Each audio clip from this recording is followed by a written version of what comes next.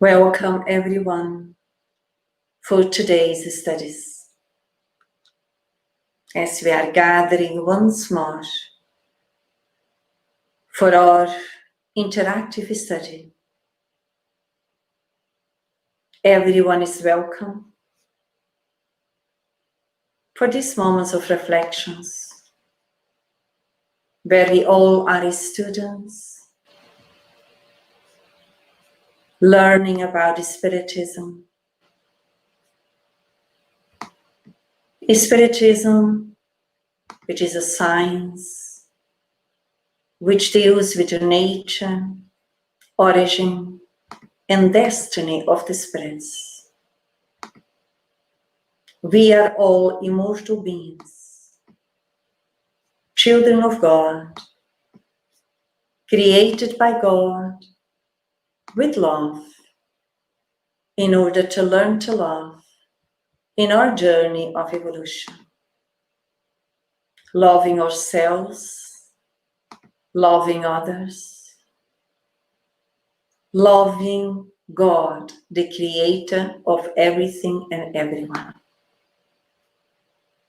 And with that in mind, united through our hearts and minds, with sincerity, with honesty, in the right place where we all are, learners, myself and all of you who are with us, all of those who come along and join us within this unique opportunity for us to reevaluate our concepts and actualize ourselves within the universal laws. And in that way, united as we are already, under the banner of universal fraternity, brotherhood, and solidarity, we start our study today. May you all feel welcome. Hello, Cynthia. Hello, Maria. Gloria, be all welcome, and all of those who join us also to participate through the chats, Facebook and YouTube, as we are all interconnected. Today we will be studying a bit about simplicity, pureness of heart. And for us to start our reflections, we will be focusing on the gospel according to Spiritism. So for us to start precisely to focus on the theme, bear in mind that the gospel according to Spiritism is the part that helps us to develop our emotional intelligence. In other words, which helps us to develop our ability to the practice and exercise of love, according to the natural and universal laws, which are God's laws. And in that way, we will start as usually we read a bit, and then we reflect together, and then we move on, developing our thinking and reasoning through what the gospel initially has to present. Later on, we will also reflect about a question from the Spirit's book. Who would like to start to read for us, please? I can start. Hello. Pureness of heart is inseparable from simplicity and humility.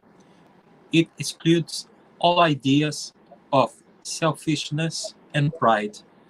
This is why Jesus took infancy as the symbol of purity and humility. Okay, in that way now let's all together reflect. Hello, Priscilla, welcome, participate as well with us.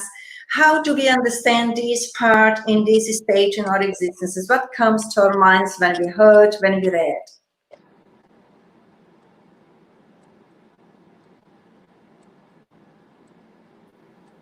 Anybody would like to add? The audios are open, so... I would like to say something. Yeah. I think this sentence that the gospel brings to us is something that, so Jesus is comparing a child with the pureness of heart. So I think here the good spirits, they are trying to say to us something about the innocence of a child, something, the pureness that comes with that innocence. And we know in Spiritism that we are immortal beings. So this child, we know that they can be all the spirits. but they are in little children's physical body. But we take here not literally. This is like a symbol that we might take as this innocence, this like candor and innocence. What do we understand when it says pureness of heart is inseparable from simplicity and humility? How is that phrase come to us? How do we understand it in the present? It also brings to mind that passage when Jesus was teaching us that a rich person in material terms is going to struggle to reach the kingdom of God. It's going to be very difficult, because if we are attached to material things, if you think we are really important and we allow vanity to express in our lives, we'll be getting distance from simplicity, humility, from what's necessary, from what's essential. And we can live a much better life on this planet if we keep it simple, if we stay humble, and if we just focus on what's really necessary for us, and then we can serve others, we can help others. So looking at the children, we have a lot to learn. That's why it's a good example, and to look at infancy and the purity and humility of the children, and how they behave and how they treat each other as a model for us, and not the other way around. Okay, anybody else? Hello, Nicola, be welcome, join us. Anybody else? I think the way that is saying the pureness of heart is inseparable from simplicity and humility give us a more kind of a receipt for us to remind ourselves where we came from. We were children, we played, we loved, and we were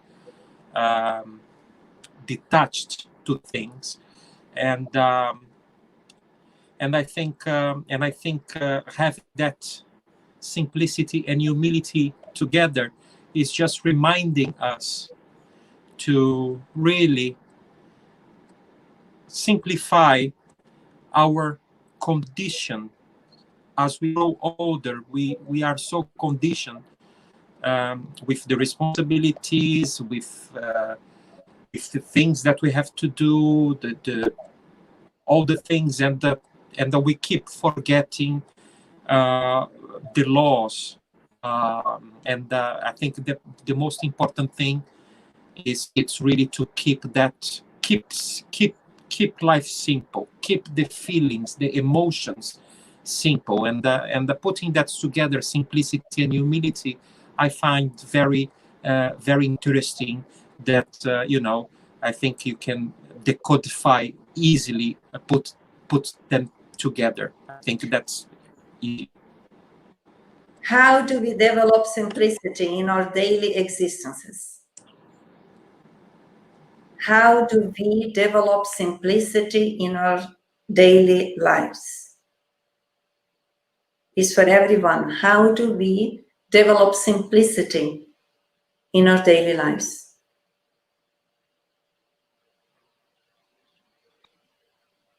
I think trying not to overcomplicate, to overthink. What do I need to do not to overcomplicate and not to overthink? If we have tasks, for example, I need to wake up and go to work, and sometimes you wake up and you start to think about the way, how I'm going to get there, or you think about who I'm going to meet there, or how's my day going to be, this and that. But this is just overcomplicating. If we think about it, I think to be present. We don't know how it's going to be. So as long as we wake up and do our praise and just thanks God and speak to benefactors. Just light up my day, please. Everything's gonna be fine, and we just have this positive attitude, mind frame, and we just go. We don't need to think too much. So Just go. what you're saying now, instead of overcomplicating, as you said, translates into stop complaining. Stop complaining, because it says, oh my God, what I'm going to do, or the weather, what is happening. Stop complaining. Simplicity has to do how we relate, which kind of values, which kind of concepts we carry within. And what you just said in this example, Leo, which is correct, that shows the complexity, which still comes from the ego state of mind. If we connect with our purpose to be on earth according to the natural laws, which are God's laws, the universal laws, then I understand that I'm here through the law of reincarnation, which is the law of love, which allows me to be here, and I'm on earth in order to grow, to learn. So instead of waking up and in this complexity, even if I notice that, I take the time and the possibility for me to renew myself and just learn while I'm going to the workplace, expressing gratitude that I have a job, gratitude that I have my feet to walk, gratitude that I have my money, that is an income, gratitude. So it's almost like stopping complaining, which is the negative thinking, which then we complicate our existences. So simplicity is decomplicating, let's say, our ways how we think, because the natural laws are based on love. When we are, let's say, overthinking in a negative way, we haven't learned much to develop simplicity. Other examples how we can exercise simplicity in our existences, because sometimes it's easy to talk about globally, but we don't know or don't have an idea how is that applied to our daily lives. And if you don't know that, then it becomes difficult. The example that Lau brought is very positive. Priscilla is saying, I think by the time my spiritual development becomes a priority in my life, I will start to develop simplicity in my daily life. Yes. While materialism predominates in our psychic, we still are in a very complex way, psychologically, emotionally, spiritually speaking. When we choose to prioritize the spiritual element is the priority.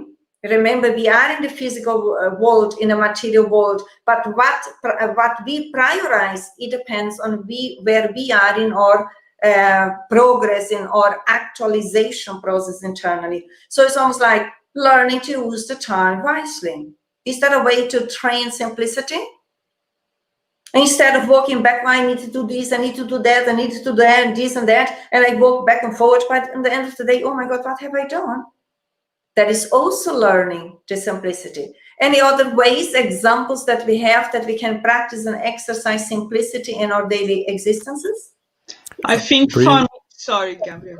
I think simplicity for me is like acceptance of everything that happens to us. So it's much simple. It's much better for us if we accept everything without complaining, because then lives get much easier for everyone. But of course, it's still difficult for us to always accept everything without complaining. But if we practice to accept everything and always see the positive side, I think it gets easier every day. Precisely, because in that way, I guess that you are meaning, Chris, that acceptance means a proactive behavior, attitude in relation to whatever we need to face on a daily basis, isn't it? It's not to become resistant or not to complain, but just accept the experiences that the day presents us and be willing in an active way to learn from. Yes. Any other example, Gabriel, you were about to say? I was going to say that preoccupation is an example of how to make life more difficult when we try to leave the problems of tomorrow today. So keeping it simple also means to live today, right now. Precisely, to bring the focus in the here and now is instead of preoccupation, instead of being preoccupied, it would be wise for us to learn to be occupied in a constructive, positive way, yeah? Which is, again, different. So in that way, we move on. Anybody else has an example, Krasi? I would say focus on my reincarnation agreement or proposal. So if we go at this, let's say on the top of the mountain, so we can see clearly what is important in our lives, it's easier to simplify. Correct. And how about examples of how we train, how we exercise humility? How can we practice this huge virtue? How can we? I think there are many ways to practice. Oh, teach us, please. I think saying sorry.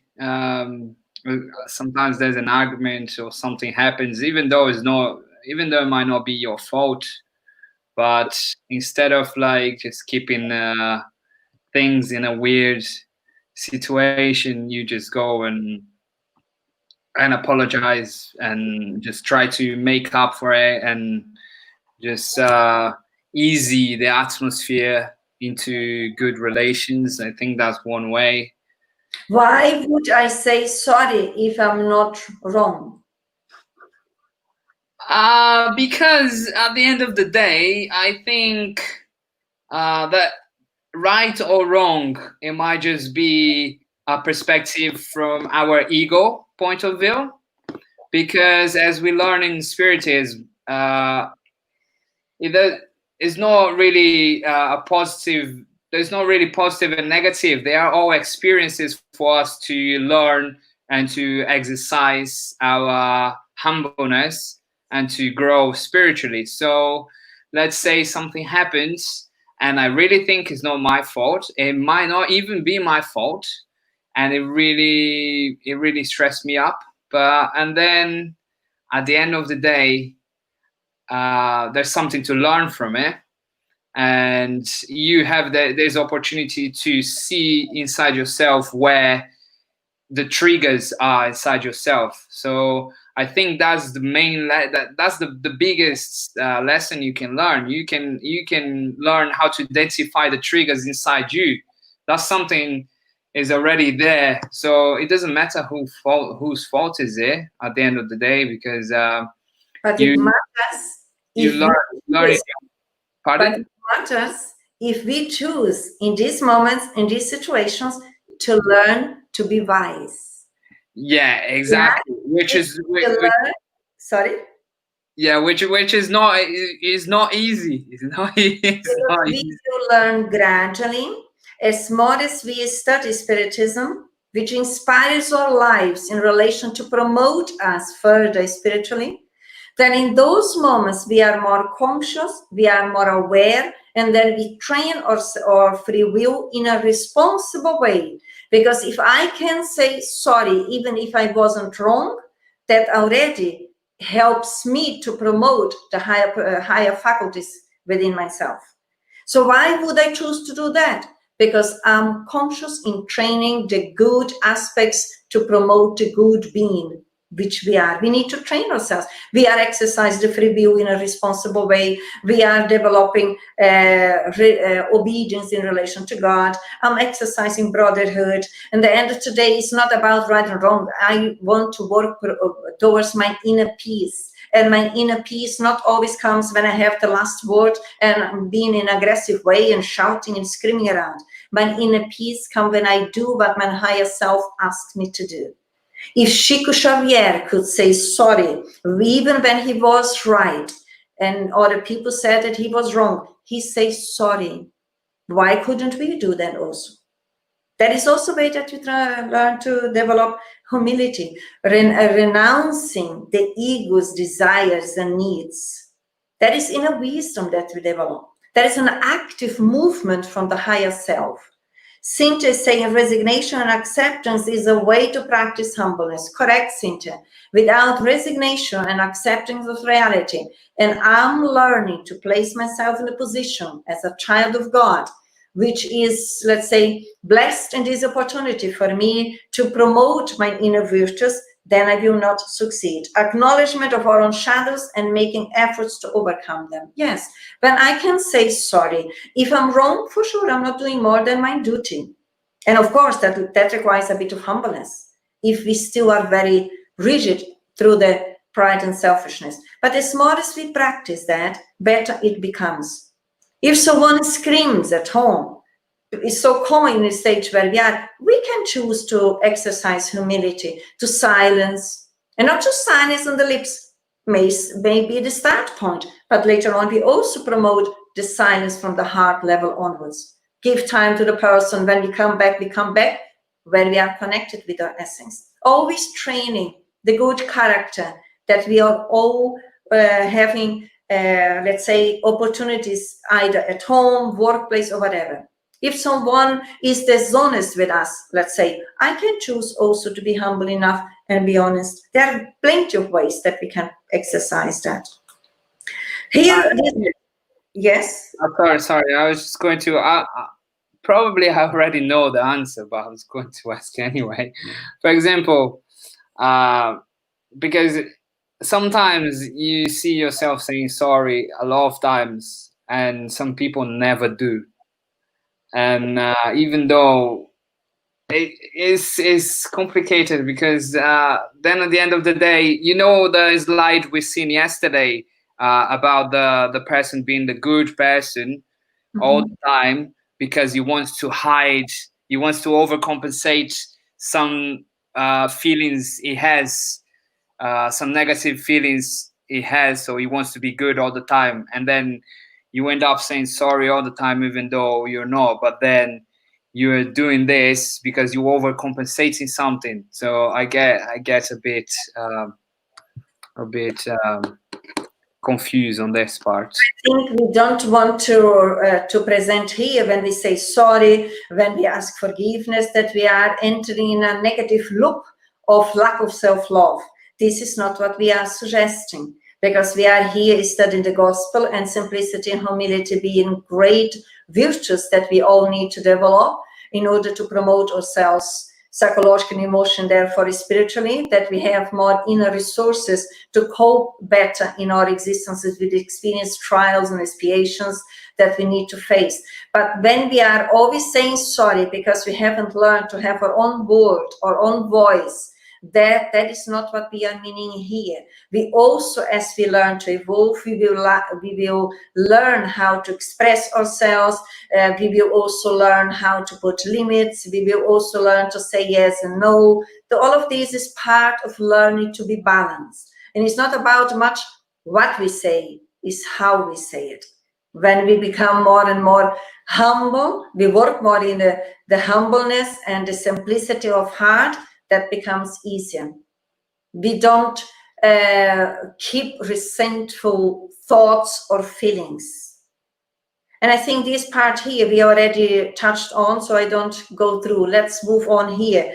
When we still from the gospel, when we read, the spirit then wears a temporary tunic of innocence, and so Jesus was right when notwithstanding the anteriority of the soul, he takes a child as a symbol of purity and simplicity. My question is, what do we understand about innocence, as you already referred previously in relation to the child as a symbol? How do we understand innocence? I think is the lack of malice. It's the lack of the shadows that we show as adults. Second, hidden intentions, lies, distortion of reality is the lack of all that. Okay, good. Anybody else? What comes to us apart from what Gabriel said in relation to when we think about ourselves as innocent? Because we are talking here about humbleness, simplicity of heart. We are talking about ourselves. What else comes to us how we understand innocence? For sure, Jesus is not meaning the innocence of a child, correct? So, as Gabriel already said, is that developing our psychic without having secondary negative intentions behind. Because the first word here is pureness of heart, as we saw it previously. In order to become pure of heart, is learning to be honest, is learning to be sincere. What else? I think it's lack of personal interest. Correct, correct. So we are not having secondary gains in the way that we talk, in the way that we behave. What else? I think they are truth of their emotions.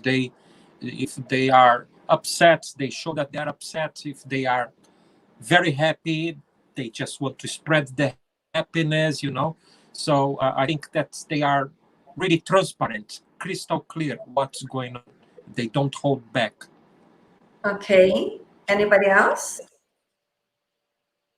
What other aspect do we need to develop in terms of the innocence of the spirit and not the child? Do we have other ideas? How can we learn to be innocent, this symbol that we bring, that Jesus teaches us through the gospel? How can we train that in our daily existence? What can I exercise as an emotional being? Or what do I need to look at and work on in order to become, let's say, more simple and pure in our hearts?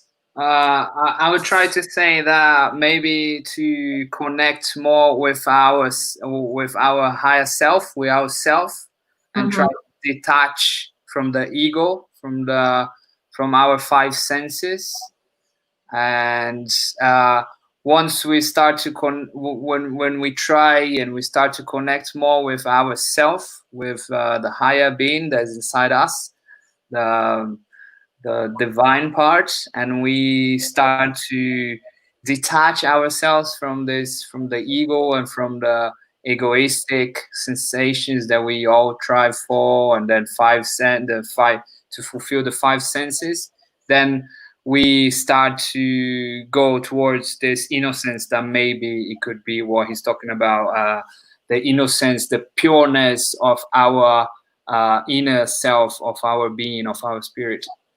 Which aspects through our behavior may express the egoistic aspects of us, which present themselves through our way of being? No idea. Are you with me? Did you understand the question? Which aspects, following what you just said, which aspects in our behavior, or if it's difficult in our behavior, the neighbor's behavior, that manifest, that express the egoistic way of being, which is lacking simplicity?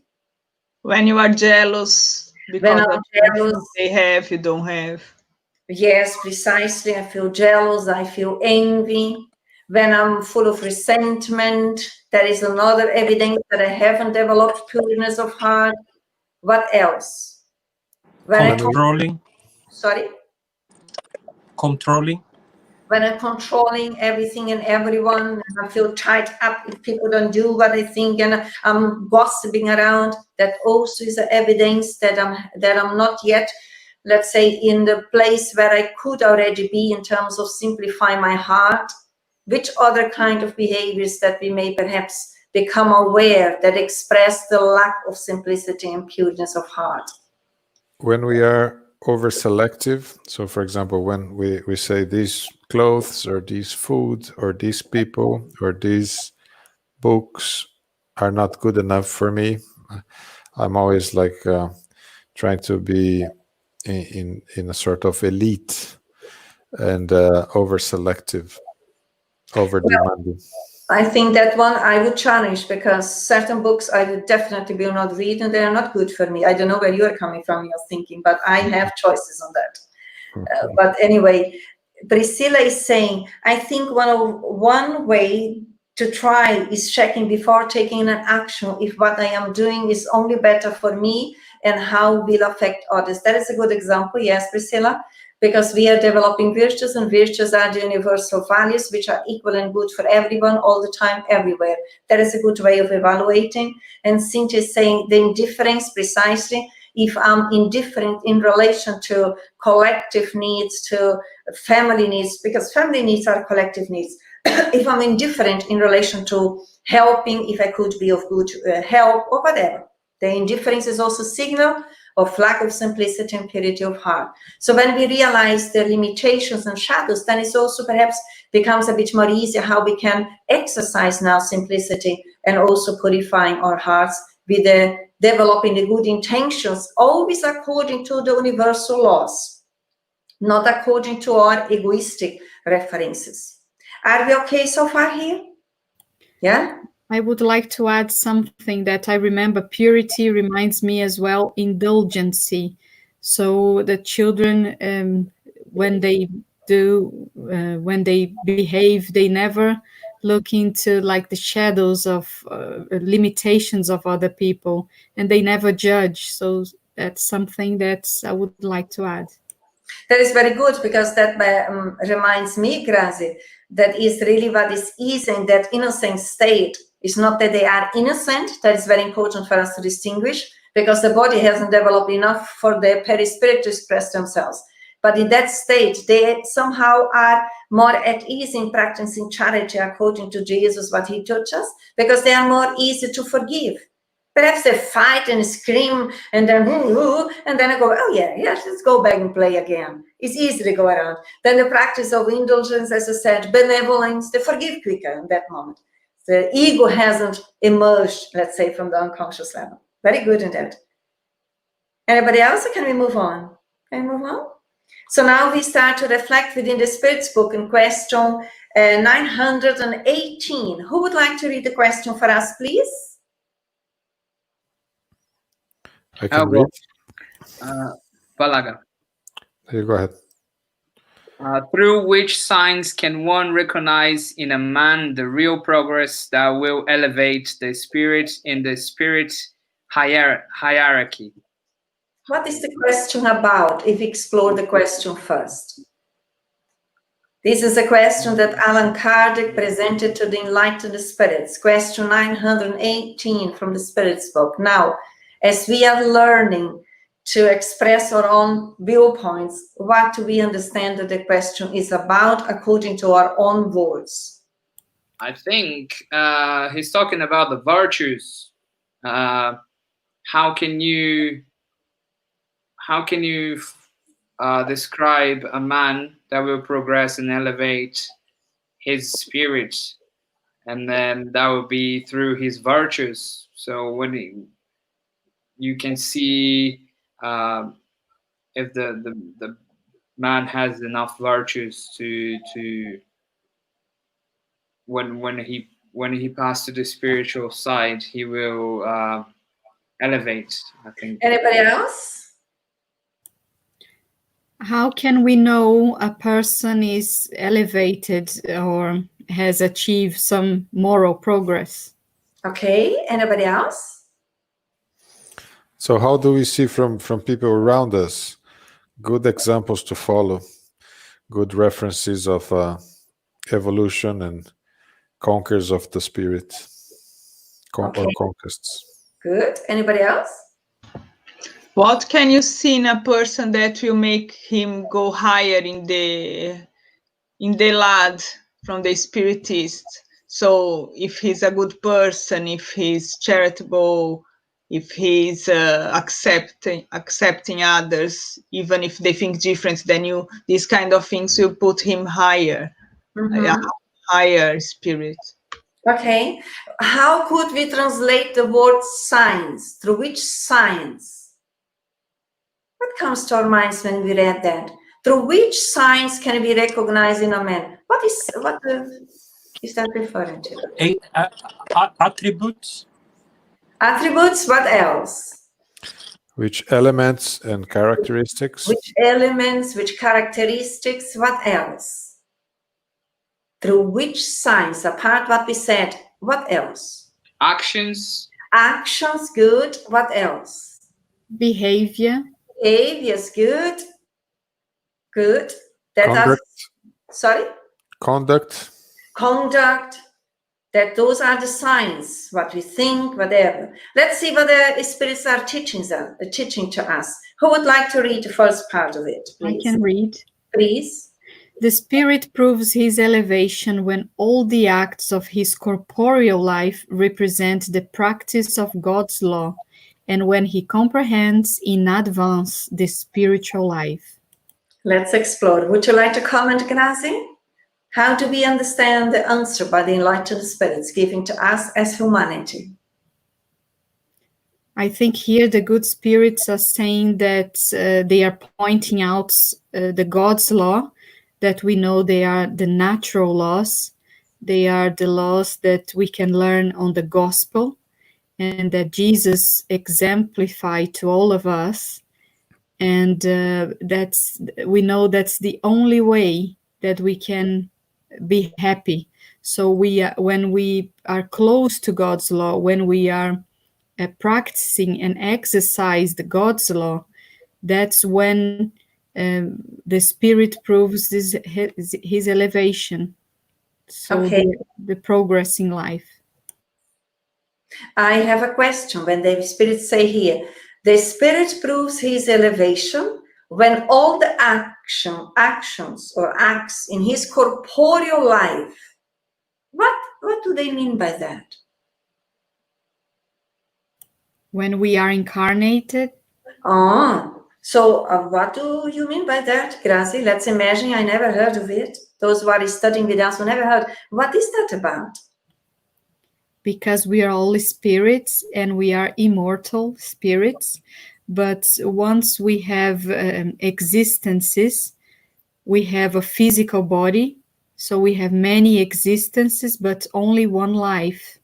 So throughout the existences, when we have a physical body, we can practice the laws of God that we learn in the spiritual plan. Okay. Priscilla is saying here, when we start serving love, and Cynthia said previously that, through which way we can science actions and values. Yes. What else comes to us apart from what Grazi says? The Spirit proves his elevation when all the acts of his corporeal life represents the practice of goodness. Examples.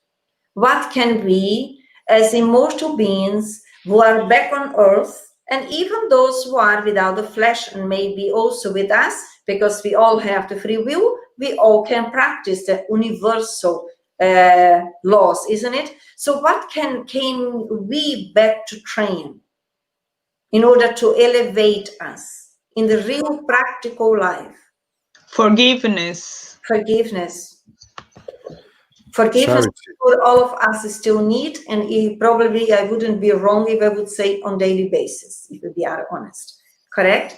Well, Gabriel? The elevated person practices charity and stays away from the excesses of the sensorial stimuli. Correct. So it's again when they say here law, and when he comprehends in advance the spiritual life. So if we become aware of ourselves as immortal beings who temporarily are on earth and are getting to know more and more the universal laws, then we choose to accept them and live accordingly, because we do understand that we will not die. Sooner or later, we will free ourselves from the physical body, carry on our life, and we'll deal with the consequences of our choices while we are here on the school earth.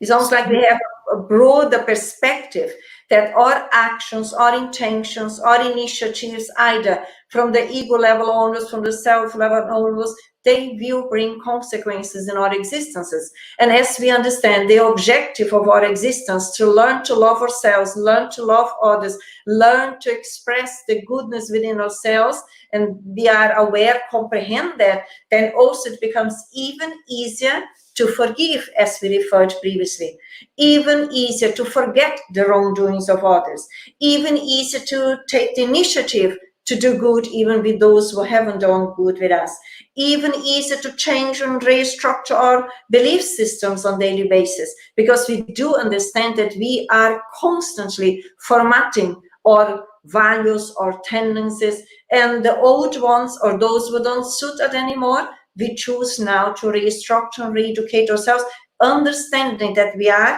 an immortal spirit. Cynthia is saying being patient with each other, correct? Any other example that we would appreciate if you could develop now so that we can benefit later on, and later on could be in this existence or in the others, in terms of promoting us in the spiritual hierarchy. What predominates in the spiritual hierarchy? Positions, money, properties, appearances? No. The elevated person is always using the time wisely to study, to work, to help others, to develop himself or herself.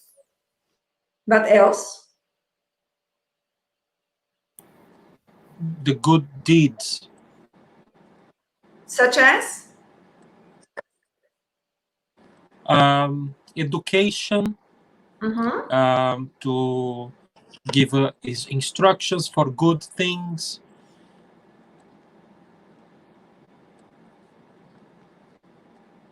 Any other good deed? Using the law of freedom with responsibility and choosing spontaneously to work on the virtues, on the higher faculties of the soul, working out our ethical moral values on daily basis, watching our thoughts and our feelings, and developing as much as we can humility and charity, which is the benevolence, indulgence, and forgiveness. Okay. Why would I do good for someone who doesn't do good to me? Do we come across in our existence with these kind of experiences? Yes or no? Yes, we do. And why would I choose to do good? Why would, for instance, let's imagine that I live in a block of flats. Why would I clean the stairs if that is not my job and it's dirty? Because it's an internal construction that we choose independently of the exterior. If someone is not grateful for what we do, or if we don't have to, it's okay, or the external is not important. It's important is our inner choices and what we want to develop in ourselves. Anybody else? Apart from what Graziani said? Also because we know that divine justice is perfect and expresses itself in the long term. So we need to think past and future. So if today I have a difference with somebody who's not nice to me, I may actually have a much bigger debt with that person from the past that I don't remember. So just in case, I need to do my best all the time at the limit of my forces, regardless of this short-term situation. Anybody else? I think we are using our free will. We are consciously deciding and using our free will to do good. So it doesn't matter what anybody else is doing, because I chose to do what I chose to do. So if I choose to do good for myself and for others, that will be relevant what's happening outside, because I'm using my freedom to choose my path. So I'm choosing to walk to the right direction. And when I do that, and what is external won't matter. It shouldn't matter for us, because you already decide what your way is going to be. So it's up to you to keep walking that way. Yes, I would do, because I do understand that all the good that I do, who is the first one to benefit from? Myself. Me. Always us. Even if no human being validates and recognizes here.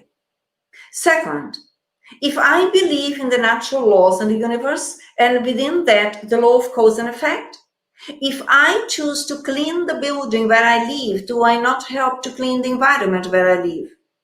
Which kind of environment will I inherit through these sincere actions that I may choose? as we know that everything that we give, we will receive. So again, if we are in a egoistic state of mind, we may say, well, this is not mine. I just do what is mine. That is a selfish way of living. When we broaden our understanding, all the good that we do in order to promote the clean place, whatever, we are doing it first for us. Second, we are benefiting, we are building clean environments. As we are coming and going to the different reincarnations, we also may already be promoting our future existences. So we need to get out of the narrow-minded view of looking. If we are not applauded by men now, as long as we are behaving according to the universal laws, we are working towards our own spiritual promotion and freeing us gradually from the selfish way of living, because we are choosing to become more fraternal, more altruistic. If you also are in the street, for instance, well, people there just drop every the paper on the street. As long as I put always my tiny little bits of paper, whatever, in the bin, I'm okay. Because I'm promoting a clean space, which will impact the future generations. And who may be part of the future generations? Do I want to be in a city who is cleaner? I need to cooperate to make that happen through my actions now. Saint is saying we are responsible for our evolution despite what happens around us. The efforts, the good deeds, sincerely done, are the real assets we own, precisely. Sincerity, not to lie to get advantages, which is so normal on earth still. Lie as long as I get what I want. Well, later on, through the natural laws of life, with my heart not pure, with my intentions not sincere, I'm so sorry to say, but the universe is contabilizing everything, and then the debts may come back to me. So as more honest we are now, not lying in order to get something, be transparent, sincere. Priscilla is saying we have much more benefits on what we do to others than to whom we did the good action. For sure. Quite often, once we understand the gospel deeper and deeper, and the gospel is the center of Spiritism, because it's the center of the heart of life of the universe. Learning to be good, learning to be loving, learning to be forgiving, learning to be beings who are open constantly to do good, and not just through actions externally, but departing from the internal state of mind. And I repeat myself again, in a state where we are quite often, we may give up in practicing doing good because people are not recognizing it. So through the ingratitude or lack of gratitude from others towards our expressions of goodness, if we stop, our intentions were not sincere.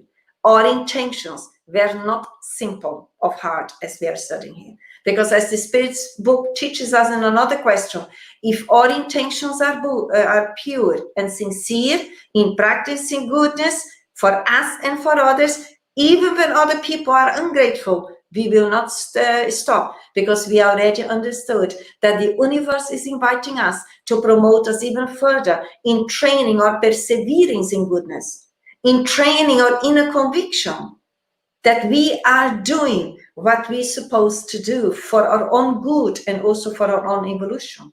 Let's go to the next part. It's still in the question 918 from the Spirit's book.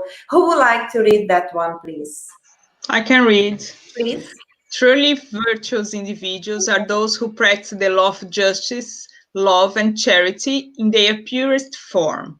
If people question their conscience in regard to their actions, they will ask themselves whether they have violated the law or done anything wrong, whether they have done all the good in their power, whether no one has reason to complain about them, and whether they have done to others everything that they would wish others to do to them.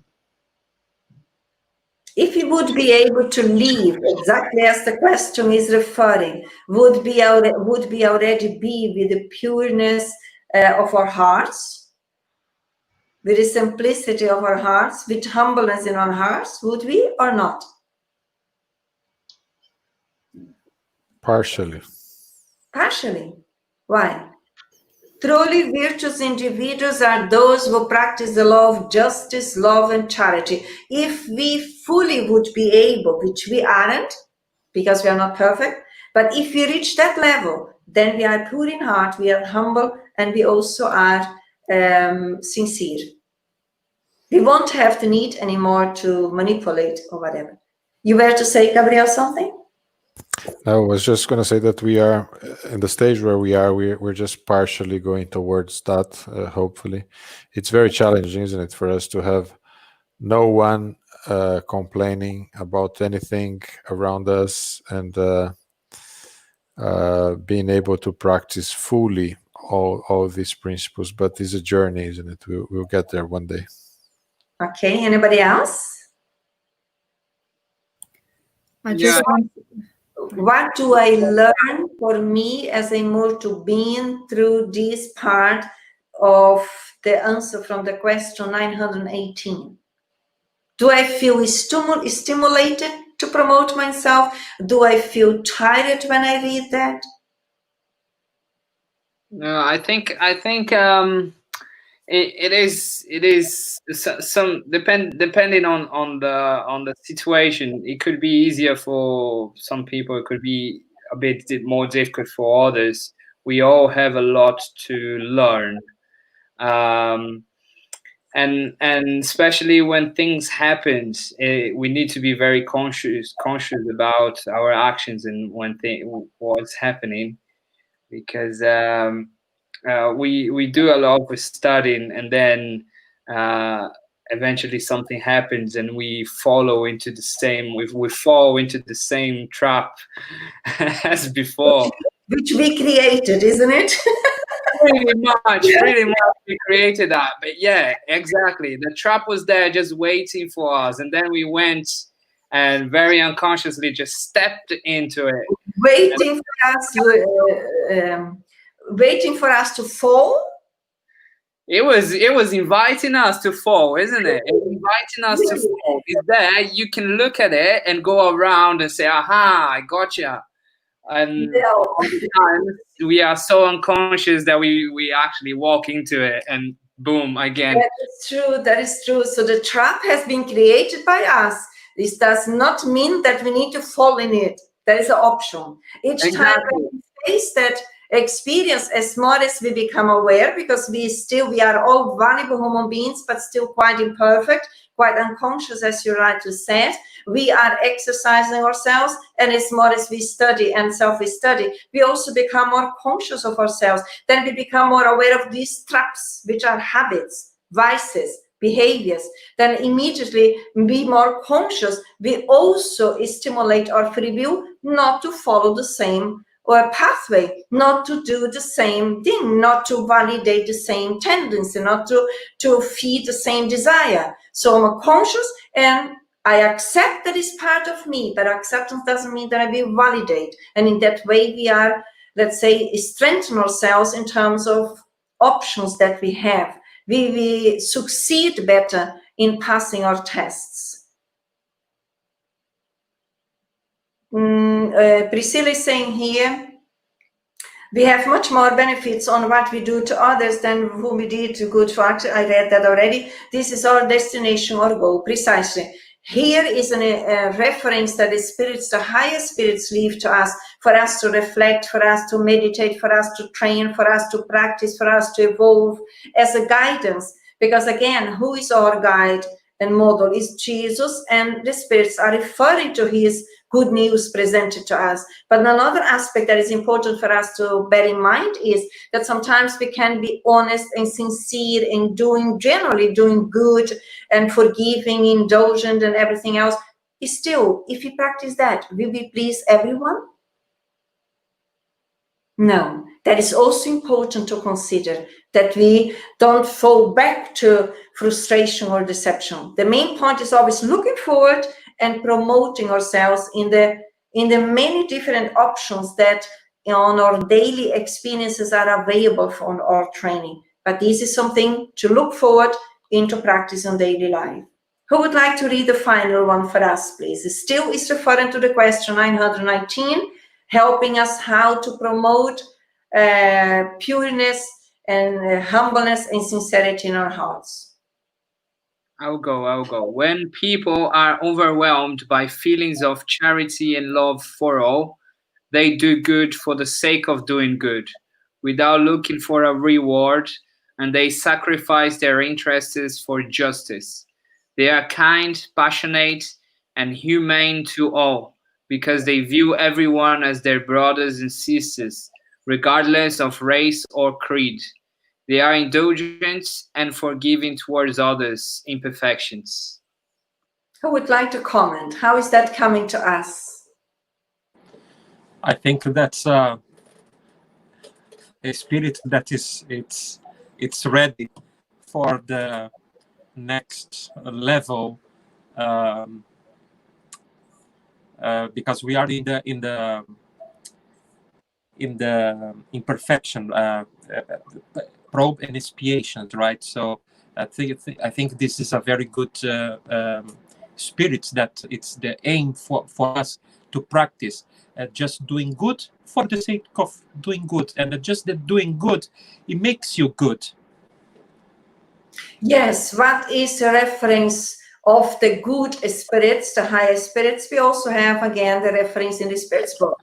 Doing good for all, knowing everything.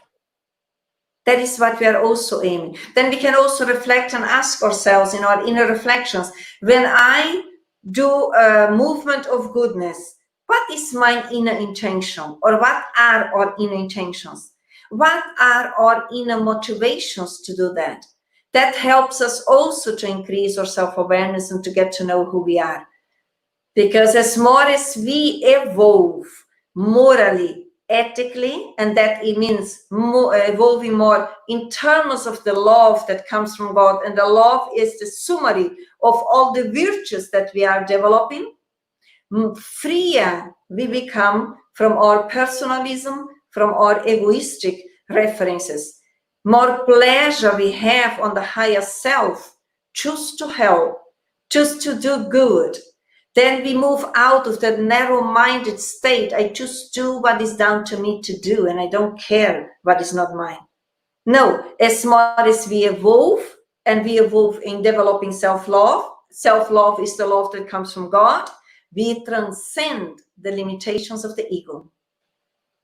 That is what we can see through certain beings, the spirits who have been with us, although they are no longer now, like Sheikh Xavier, like Mother Teresa of Calcutta. What we are reading here and reflecting, they were able to live already. Is that making sense to you? Then they say here, when people are overwhelmed by feeling of charity and love for all, that we need to conquer internally. They do good for the sake of doing good without looking for a reward, and they sacrifice their interest for justice. Who develops that part? They sacrifice their interest for justice. What comes to our minds when we reflect about justice here?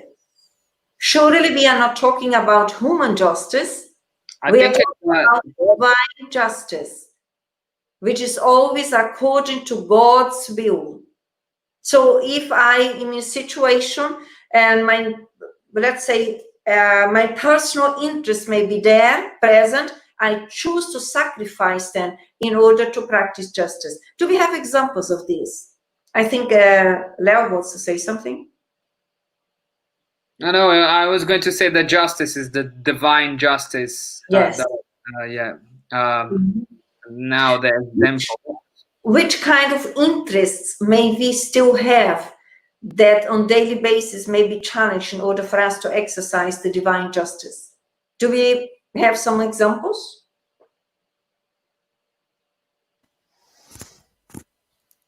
Greedy. Yes. So because we are full of self-interest, and the advanced spirit gets independent from self-interest. So it's able, he or she is able to sacrifice their interest in that charitable journey. Correct. Any other example?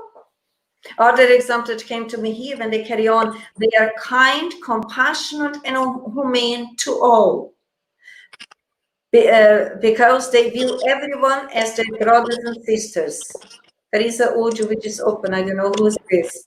That helps us to reflect here, me as an immortal being, do you have any prejudice in relation to race, in relation to different creeds? That is also an important question that we can ask ourselves. And only us can answer that, because we still are promoting ourselves. And the indulgence and forgiveness, which has been mentioned previously already. So in that way, we are coming to the end of these reflections today. Maybe all feel a bit more empowered with those reflections, as valuable human beings as we all are, since we all have been created simple and ignorant by God, but we all are on the journey of perfecting ourselves. Maybe feel motivated and stimulated to carry on our practice and exercise on daily existence and becoming better persons, people, beings, as we have been yesterday, and also as we carry on today, exercising charity, as Jesus teaches us, learning to forgive, be indulgent, be benevolent towards everyone. In that way, we also are promoting us ethically and morally, and therefore elevating us in the spiritual hierarchy through living according to God's will. As we are all together, let's take these final moments and join us through our hearts and minds, expressing our gratitude towards God, the creator of the universe, our loving and merciful Father. Our gratitude towards our Master Jesus, the guide of humanity on earth. Our dear friend who are always with us, inspiring us. Come unto me, who you are afflicted, I will alleviate you. May we listen Jesus' invitation and freely and spontaneously choose to stand up for ourselves and follow his pathway. Our gratitude for the spiritual benefactors who are always with us, helping us in our tasks, in our elevation. Our gratitude towards Allan Kardec for all his work, hard work, all his dedication, sincerity, with the highest spirits, with the spirit of truth, for allowing that the good spirits brought the messages to all of us as humanity. Maybe in these moments, look within us, ourselves and all of those in the spirit were with us, evaluating with sincerity our hearts, and freely and spontaneously choose to modify us in all the aspects that are not suitable to us, all the aspects that may create conflicts and pains in this existence or in others. Bear in mind that we all have the free will to choose to forgive. Doesn't matter what other people did to us. What matters is stimulated the inner power of forgiveness. May we also choose to incorporate prayers in our existences so that we amplify the channels, connecting with the enlightened beings, strengthening our willpower in goodness for us, for others, for all, today, tomorrow, and always. So be it.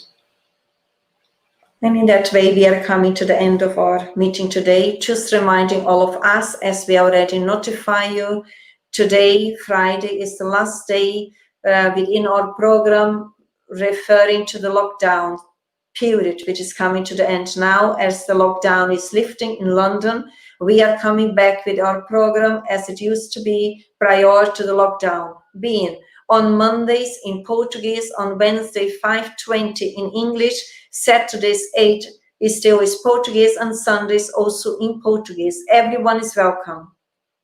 Reminding all of those who are with us, especially those who speak Portuguese, in this coming Sunday, we will have the pleasure to have with us Dr. Andrea Cândido dos Reis from Brazil, São Paulo, and she will be presenting the team through a live. All our program still is online.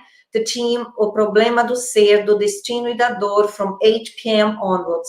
And next Thursday, we have a special live with the presence of Dr. Paulo Ucoa from Brazil too, and she will be presenting the team, which is in Portuguese, Transtornos da Aprendizagem, olhar espiritual. Maybe all join and also engage in the lives with questions.